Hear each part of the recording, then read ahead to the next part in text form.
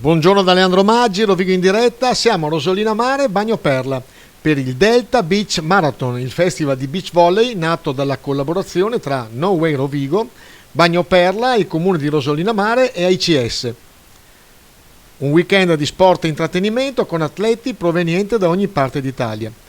Gianluca, spiegaci qualcosa di più di questo evento.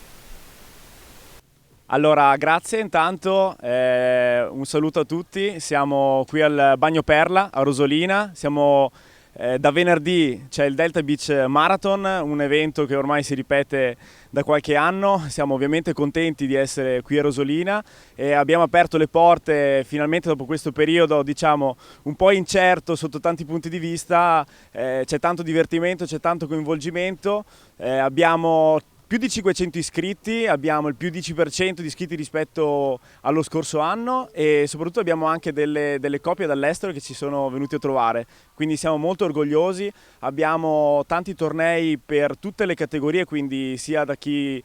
non pratica beach volley regolarmente, ma chi invece lo pratica anche durante tutto l'anno, e quindi un invito anche a tutti quelli che ci stanno vedendo da casa per venire a trovarci i prossimi anni. Abbiamo appunto 18 campi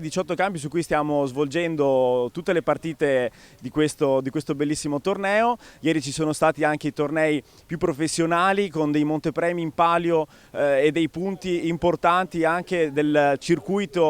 ufficiale diciamo della federazione, e oggi si stanno concludendo tutti gli altri vari tornei, quindi 2x2 maschile, 2x2 femminile, 2x2 misto, quindi c'è tanto coinvolgimento, tanto divertimento. Vedo tanta gente contenta e ovviamente ringraziamo non solo il Bagno Perla ma anche il comune di Rosolina appunto per la loro ospitalità. Tra l'altro ci tengo anche a ringraziare la No Way e la Beach Volley Padova che stanno organizzando appunto tutto l'evento.